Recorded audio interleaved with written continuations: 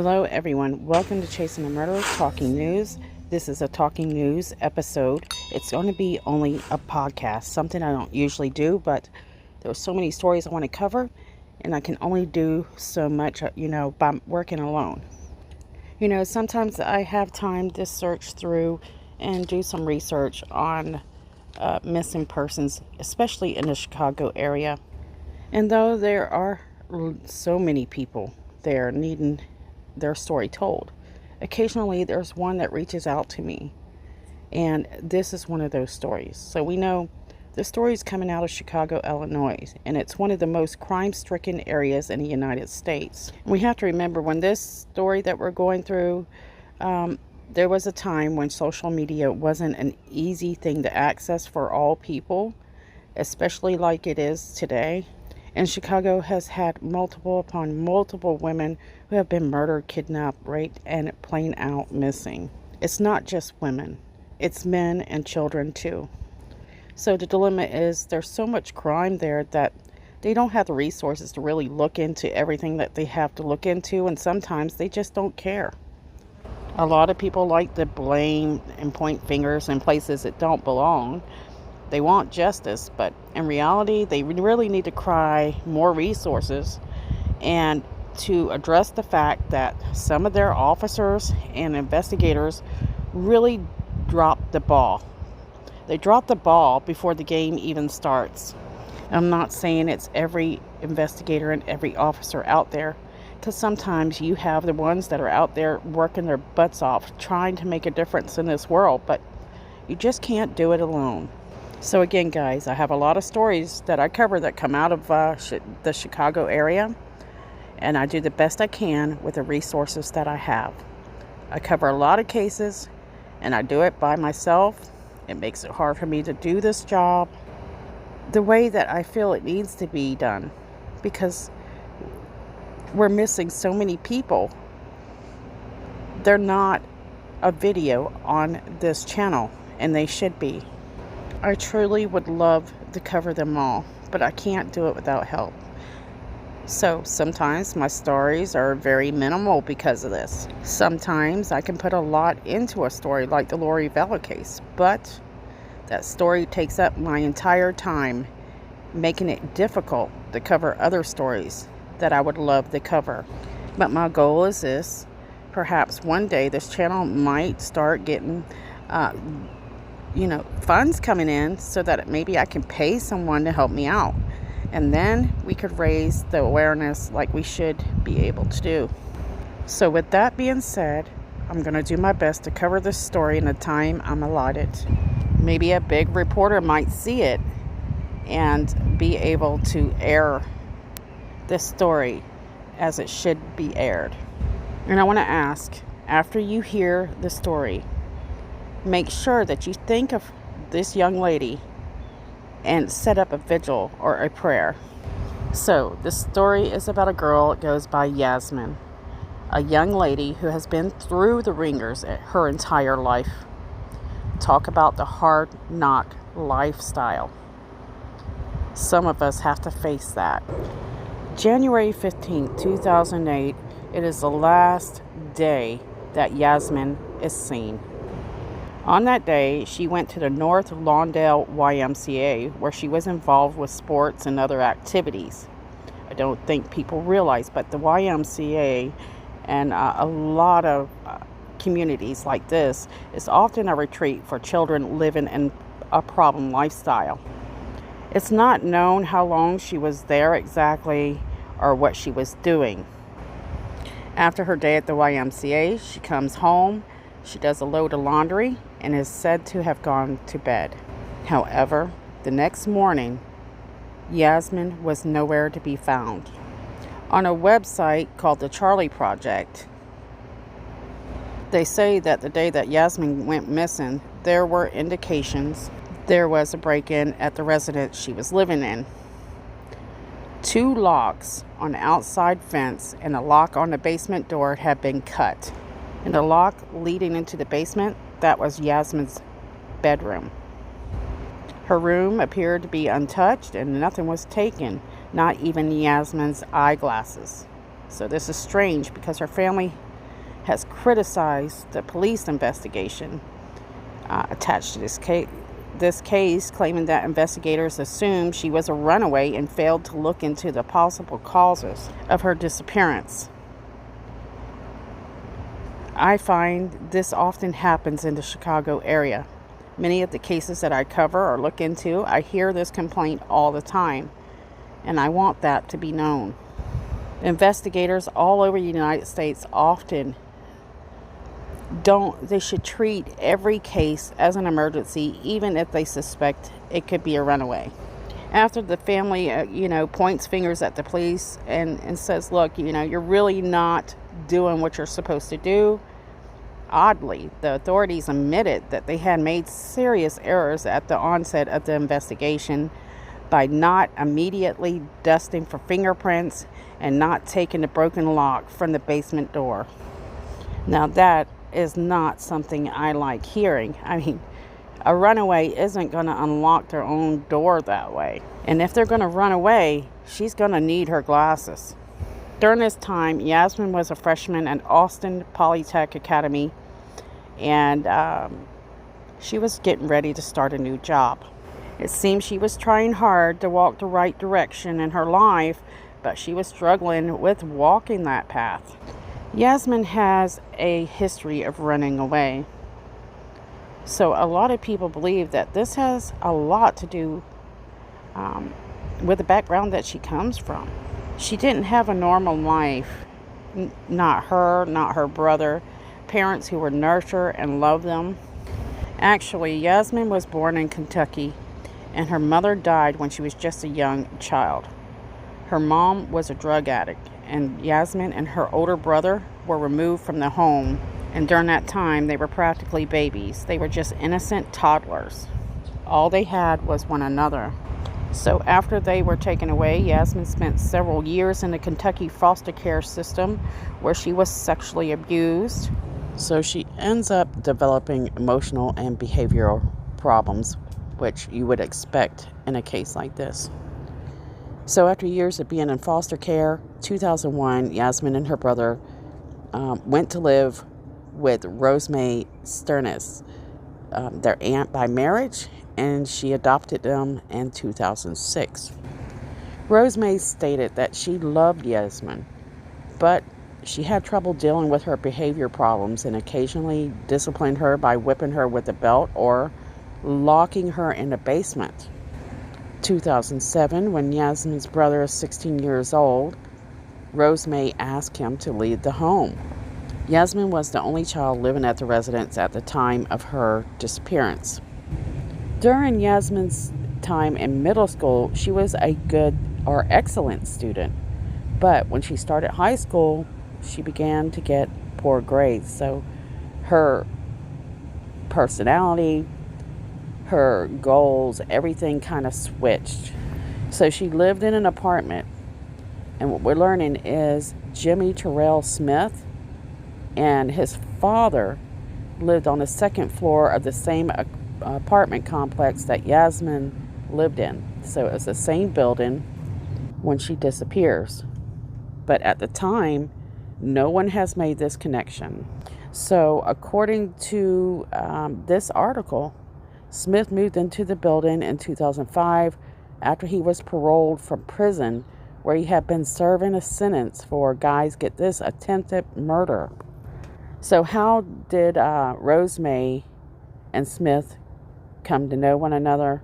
Well, Rosemary was friends with his dad. So according to several articles, Smith, who's already had trouble in his life, moves into the building in 2005 after he was paroled from prison. Guys, not good. So we learn later that Smith was arrested at least 6 times, and he admitted that he was always armed and sold drugs near Yasmin's apartment. Apparently, he is reported to taking an interest in Yasmin. And guess what? Yasmin has a diary, and she mentions him twice. So when police arrive, they pretty much automatically suspect that she's a runaway. They don't really investigate. We learn this, and so this is very disappointing to the family. Interestingly, Rosemary didn't tell the police that Smith was living in her building until 2009. And that's after he was arrested for raping 5 females. This included 2 14-year-old young women. He kidnapped them, guys. He didn't just do that. He kidnapped them. And so he was arrested again. So a few people start to suspect that Smith had something to do with Yasmin's disappearance, and he does claim that he was responsible for at least 4 murders that he hadn't been charged with. So he claims he knew what happened to Yasmin. And somehow they've not been able to confirm whether or not this is true. In 2014, Rosemary passes away of natural causes. She's only 57. At this time, the Yasmin case remains unsolved, but foul play is suspected. And I wanted to do a video in case someone might have seen something or heard something in the past. Maybe they have a tip, a clue, so that Yasmin can get justice. Now, I have some very interesting information on Smith, but first, I want to get this information out. So, Yasmin was last seen January 15, 2008. She's missing from the 4800 block of West Congress, which is in Chicago, Illinois. If alive, she would be 23. She is a female, black skin, hair color sandy. I'm going to call it black, and her eye color is brown. Her height is 5'1" and approximately 125 pounds. So this Smith guy is like the worst kind of person. He is ultimately arrested and convicted, but get this. The trouble continues while he's behind bars. So they say a convicted rapist was found guilty Thursday for attempting to hire a hitman to kill the judge and prosecutor who originally handled his case. The article reads that Jimmy Smith was caught plotting to rub out Cook County Judge James Lynn and Assistant State's Attorney Michelle Papa. The article marks this as happening in 2014 as his trial date for the kidnapping and rape for the 4 women neared. So Jimmy Smith had enlisted a fellow jail inmate in on this plan, who set Smith up to meet with an undercover sheriff's deputy posing as a killer for hire nicknamed Big Mo. So guess what? Jimmy Smith ended up pleading guilty. He pleaded guilty for the rape and kidnappings in his case in 2016. Obviously, this man doesn't know when to give up, because Lynn was taken off the case, and Smith sat calmly beside his attorneys, studying the faces of the jurors as they were polled by the clerk. So the guy was already serving a 110-year prison sentence in the rape case. So when leaving the current courtroom after shaking hands with the team of special prosecutors who handled this case, said, quote, "Usually I'm on the other side as a prosecutor, not a victim. Obviously, I'm satisfied with the verdict." So this guy really has balls, doesn't he? He is not afraid to look you in the eye and threaten you. Now things get even more interesting, I would say, because in closing arguments, they say that the special prosecutor, Andrew Porter, said Jimmy Smith had an odd fixation on veteran prosecutor, noting that, the personal information included her home address that was found among his records. This is in Smith's cell, guys. So here you have a guy that is convicted for 4 rapes in 2009. And then they're hearing more crazy attacks that he has attacks. He has plots. Okay, guys, that's not it. So Smith was charged for attacking jail guards, for stabbing his public defender in the face and neck with a shank. So this Jimmy Smith is incredibly, he's horrible. He's just a horrible individual. And so they actually asked Papa, about having to deal with somebody like this. They asked if threats from criminal defendants were a standard part of the job for a prosecutor, and Papa winced. Quote, "Not like this. I can't even describe it." Smith, being the manipulator that he is, gets on a stand and claimed that the recorded conversations with Big Mo were part of an elaborate plot to pretty much set him up. If there was a male Lori Vallow, I think this guy is Lori Vallow with a little bit more guts. Anyways, Smith was trying to say that this guy that told on him was just trying to get a sweet plea deal. Jumping back just a little bit, Tribune reporter Gary Marks and David Jackson recently uncovered a piece of potential evidence that hadn't been turned up by police. That piece of evidence was a diary that Yasmin hid in her Austin bedroom. Inside, Yasmin twice mentioned the 35-year-old man who had lived with her several months in a separate second-floor apartment. And so this was written in the Chicago Tribune. It said, quote, "I miss Tyrell," end quote. Who is Tyrell, you say? Well, that's Jimmy Tyrell Smith, the same man behind bars for all these threats you're hearing about. The same man who served 10 years for attempted murder, got out of prison, moves into her apartment complex, and is it just coincidence that Yasmin disappears? So it's obvious that Yasmin did have communication with a sick man. And December 14th, I can't remember what year, this serial rape suspect at the time struck one of his attorneys from behind, knocking him unconscious. Guys, this is while he's in jail. He's in Cook County Jail. Needless to say, they ended up putting him in a maximum security place. So, oh my gosh. So, Yasmin disappeared 2008. By 2015, Jimmy Smith was being accused of hiring a hitman to kill the judge. He's already done several attacks against several people involved with dealing with his defense, his prosecution, and he had admitted that most likely he had something to do with Yasmin's disappearance.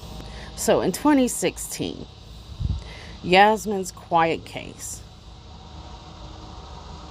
Finally, someone holds a vigil for this lovely missing young girl.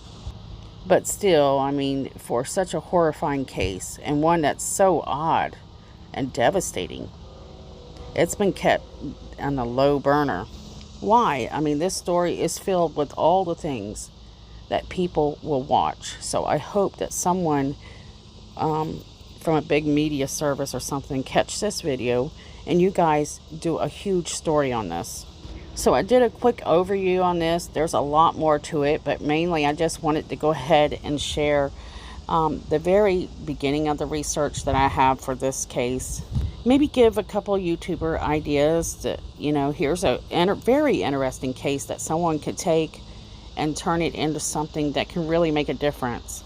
This is why I wish I made more money on this channel so that I could hire people to help me do research, and then I could actually I could just record it and have people just edit it.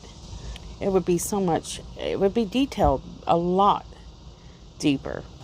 But I found this to be, this grabbed a hold of my heart pretty deeply, and I hope that Yasmin is not forgotten. And I wish police had taken this a little bit more seriously. And if you are an officer and you watch this channel, always listen to someone. They know the people in their lives best. If you think they have all the signs of running away and a family says, no, this is not like them, just what is it going to hurt to go ahead and treat it as the worst? All we can do is hope that this guy rots under the jail. He definitely has some guts, and he doesn't sound like he's going to give up on trying to get people back. He's just got to get the right connection, and maybe he can still hurt people from inside this prison, guys. Come on now. A lot of people that are behind bars are like him. They're just not able to comprehend that they are evil. People like Patrick Frazee, Lori Vallow, all of these remind me of Smith. If you mess up with their life, you mess up their track, they're going to get you because they think you deserve it. So like I said, this is just a really quick podcast only for Yasmin. I want to send out prayers. I want to ask you guys to share her story if you can. And wouldn't it be nice to see a vigil held where the world knows about Yasmin? She seemed to have trusted this guy. And then it's just heartbreaking. Deceit, guys. Deceit is the worst. I've worked on a lot of cases this week, guys. And so I'm going to go ahead and close out here. Please share her story. Thank you guys for watching. Thank you to those who are given to Patreon, because you know that YouTube's not the kindest when it comes to monetizing, especially for, those of us that don't know how it works. Thank you to all my subscribers, all the comments that you guys leave. Love you guys so much. I'm going to try to do something for you guys soon. Y'all know I like to do that around as the holidays approach, so I might be putting that together. And there's a few comments I'm going to share that I took on the Gabby case. I'll try to get to that soon as well. Love you guys. See you soon.